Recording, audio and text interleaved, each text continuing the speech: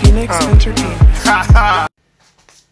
Hi everyone, welcome to TI Vlog series. Happy Sunday. Today's Palm Sunday. For those of you who are Christians, it's Palm Sunday today.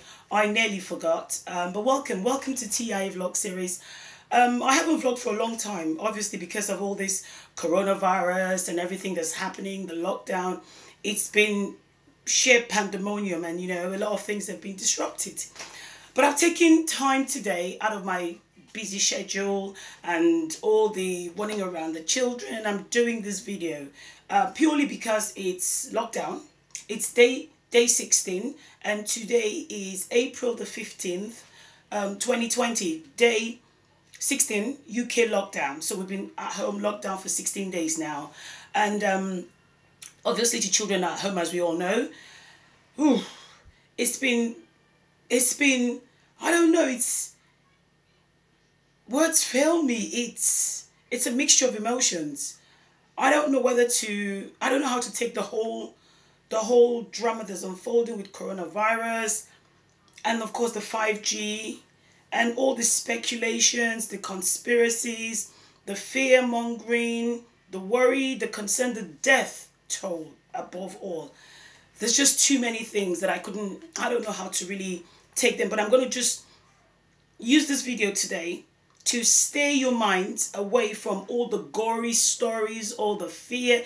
Let's just talk about something that's more productive. So, parents, how are you getting on with your children at home? It has been hellish. It has been scary. It has been hard, like difficult. The past 14 days has just been a trial mode. Wake up when you like, eat when you like, do whatever you want to do. Really, I haven't actually hassled the children that much because for them as well, the children are also affected. They're taking things in their own way. Their routine is broken. Their sleep pattern is broken. Their mental and emotional state is also sort of playing up. They want their friends. They want to see their friends. They want to do the usual things. They want you, the parents, to be their friend. And you, the parent, have got 1,000,001 things to worry about. Some of us parents work from home. Some of us have to still go to work. And the children also want normalcy. The children don't understand in a great, capacity really what is happening. They do kind of get it, kind of. But anyway, I'm not here to tell you what you already know about your children. I just want to use today to talk about parenting. Is parenting a personal thing? Should it be a personal experience? But before I delve into that, I want to show you what I've just done this morning. I've just woken up, got things sorted before I make lunch or breakfast. By the way, my kids are still in bed. They haven't woken up because they went to bed late again. So what I've done this morning is, we've had the talk. I've said to them, you've had 2 weeks of grace, which is where this topic starts from now. I've said to my children, we've had 2 weeks of grace, play, eat, abuse everything, liberty, all of that. So now we're reeling into a bit of structure.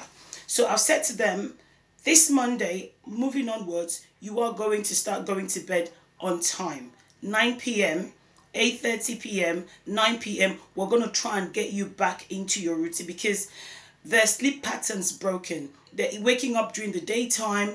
They're staying up till late because they can't get to bed the usual time because they've stayed up watching telly or TikTok with me. Yes, I'm addicted to TikTok now, but yesterday and the day before I went off it. I just said to myself, enough.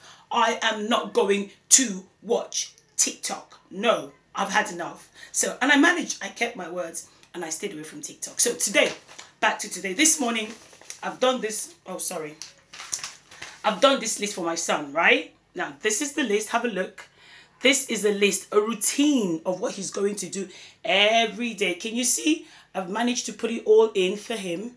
And I've done a little huggy face there. And I've just basically put a list of what I want him to do on a daily basis. So, first of all, I read it out. Number 1, wake up. Number 2, say your prayers. Number three, take your bath and brush your teeth, because my kids will wake up, brush their teeth, and not have a bath, because it's easier, it's quicker, it gets mom off of my face. I've done my teeth, so I can have breakfast and I can get into my game, mode. And slowly, I can see they've been doing that for the whole 14 days. I've just been watching and I've said, a bit of talking here, a bit of talking there, but nothing major. Number four, log on to the laptop and schoolwork, because my kids' school still set them work online.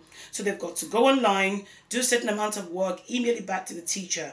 But the only thing I have with that is it would make a bit more sense if they could do a sort of video time with the children. So I'm not sure how they're going to do it, because you have, like, teachers have the whole of the day. So maybe as opposed to working normal hours till 3:15 or 4 p.m. when teachers would finish off work, or 5 or 6, maybe they have to get teachers to work till 7. And that way they can get through a certain amount of time, even if it's 3 minutes for each child.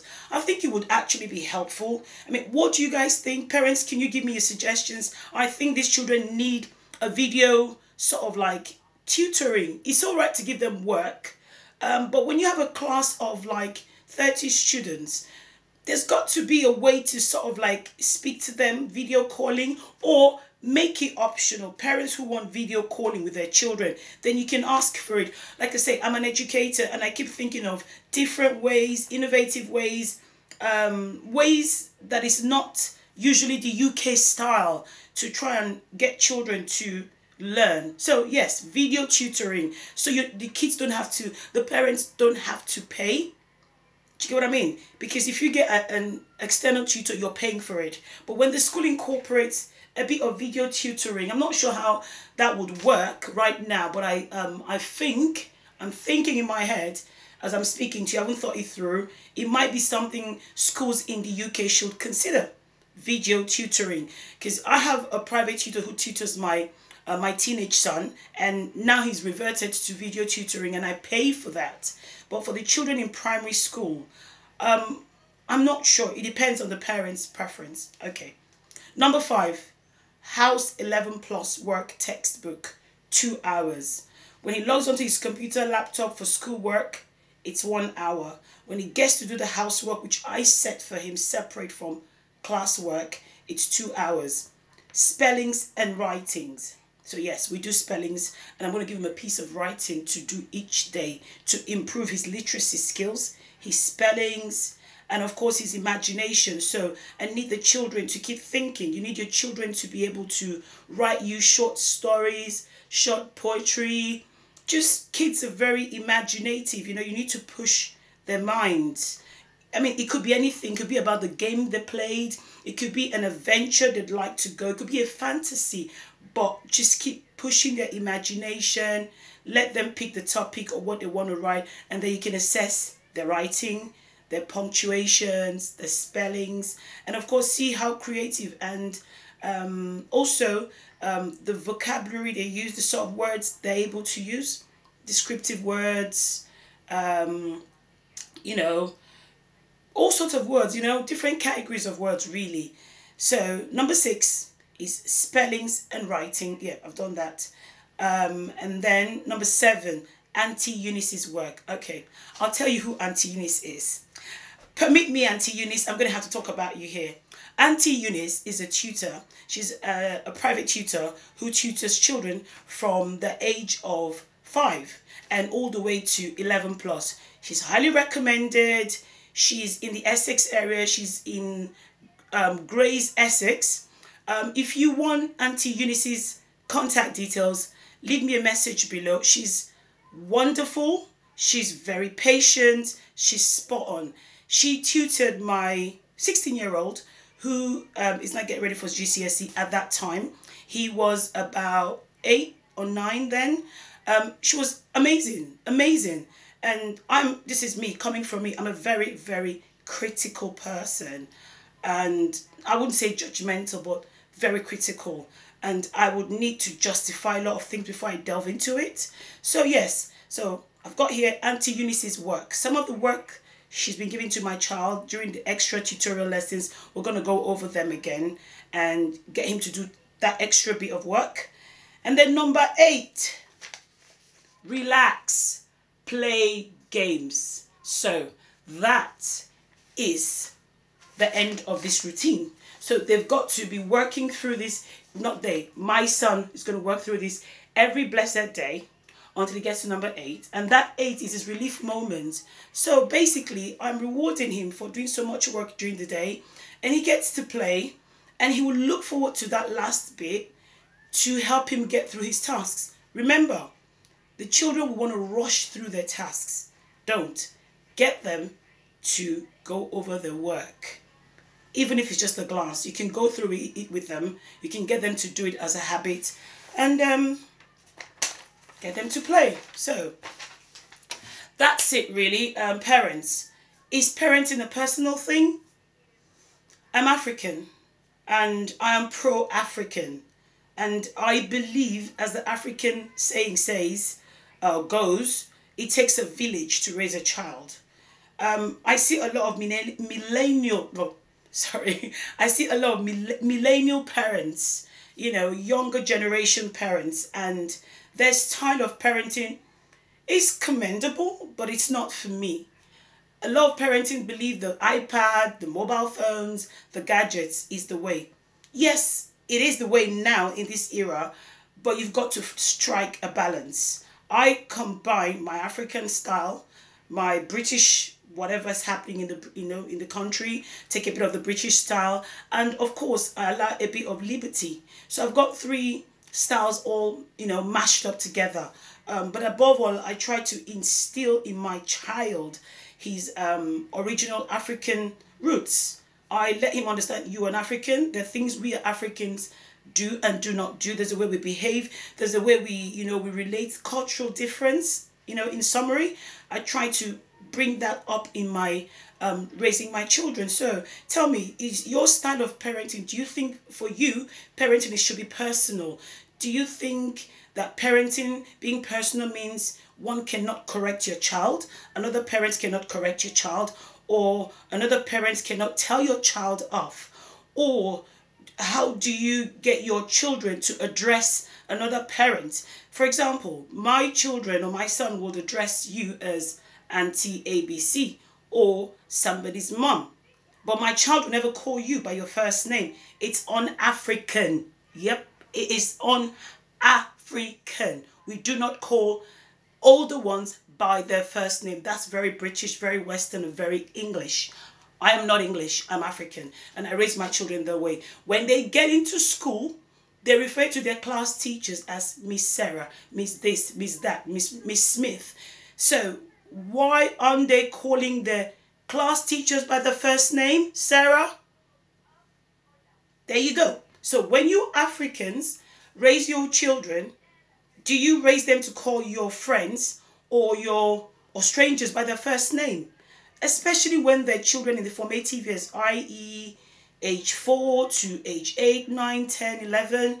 Are you getting them to call people by their first name? I know it's very, logically, it's your first name, so why don't you want to be, addressed by your first name? Yes, I get that bit, but that's not an African thing for me. You have to instill respect. And for an African person, respect means calling the person either Uncle James, Auntie Anna, or something, or if they've got children, address them by their children's name. Jake's mom, James's mom, Sarah's mom, Michelle's mom. That is how we relate as Africans. I know there's a lot of Africans watching my video, and I'm sure you can back me up on this. So again, is your parenting style, do you think parenting should be a personal thing? You can't correct my children. You cannot teach me how to raise my children. No, I will not take a leaf from your book. Why should I copy the way? Why should you advise me about my child?